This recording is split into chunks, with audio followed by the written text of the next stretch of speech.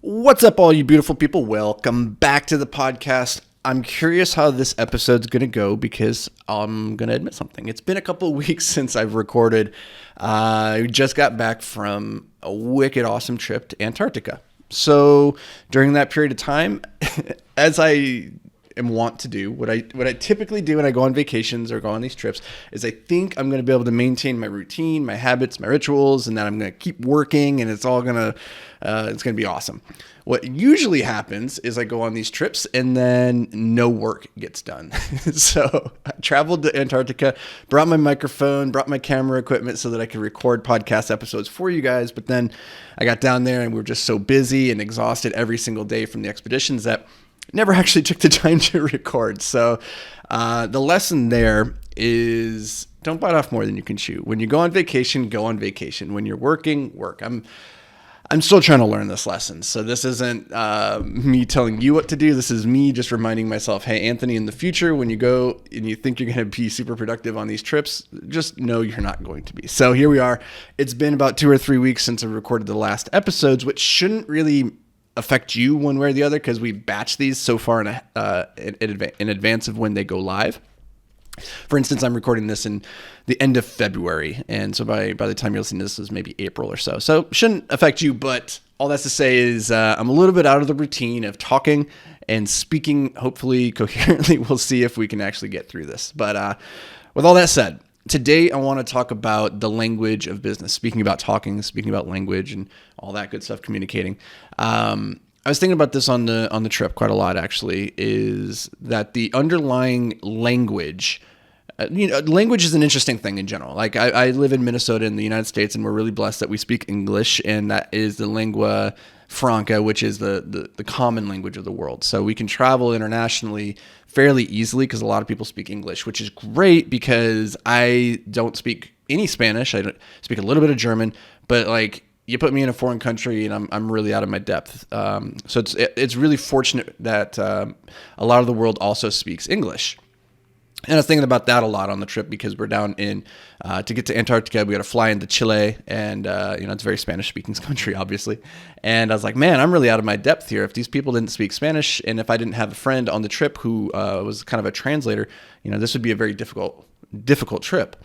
And that got me thinking about business and how there is a language of business, and if you do not speak it, then the world of business is much harder, much harder. And in fact, I would hazard a guess that you can't really play the game of business unless you can speak that language.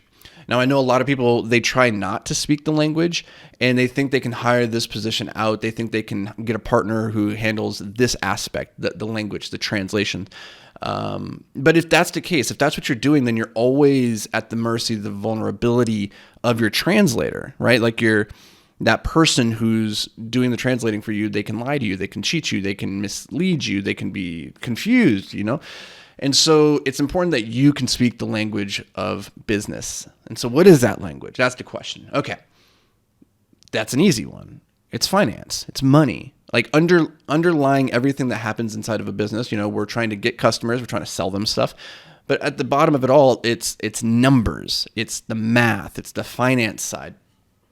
And so a lot of people, myself included, in my earlier years, and maybe still to a degree, I outsourced a lot of the financial stuff to accountants, to bookkeepers, to finding partners who handled the financial side, who could speak the language more fluently than me.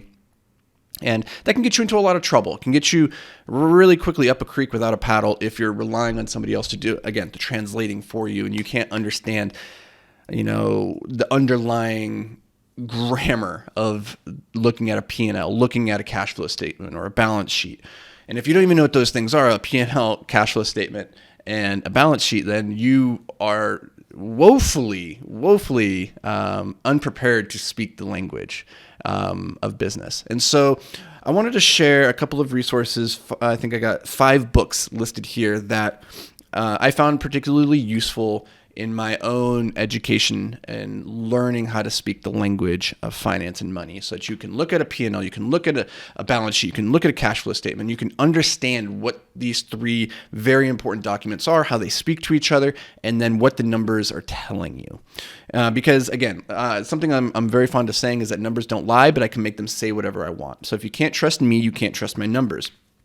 If you can speak the language of business, you can look at those numbers and you can ferret out exactly where I'm lying to you. But if you don't speak the language and you don't trust me, then you are going to be completely taken advantage of at some point in your entrepreneurship journey. So the resources, these books that have helped me, the first one is called Financial Intelligence, A Manager's Guide to Knowing What the Numbers Really Mean. And this is a great book for not just entrepreneurs and business owners, but even if you're a manager within a business. If you're a W-2 employee and you like that, you don't necessarily want to go off and start your own business, you like what you do, it's important that you can still speak the numbers of business, because by doing so, you can make yourself more valuable to the business, right? Like the ability, even if you're like the marketing manager inside of a big Fortune 500 company, the ability to look and understand the numbers will allow you to come to the table with better ideas of how you can increase the profitability or the overall,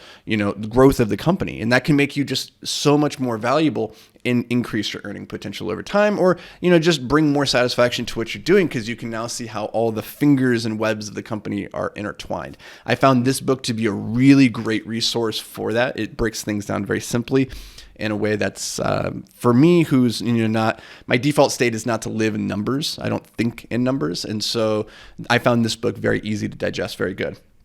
Number 2 is Accounting Made Simple. This is a super small, very quick read. It is not dense at all. It's the very high level basics of accounting. And I would start here, honestly, just to start to learn some of the vocabulary before you start diving into some of the heavier books that we'll talk about throughout this.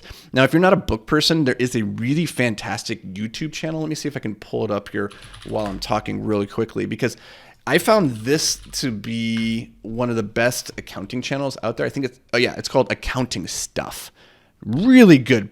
This guy does a great job of giving you accounting concepts, breaking them down. I would highly recommend watching this. Okay, book number 3. This is what every real estate investor needs to know about cash flow. Now, this book is, about real estate investing in specific, but the concepts I find apply to business in general. And so this is a fantastic read. So if you're looking at investing in real estate, definitely pick this up.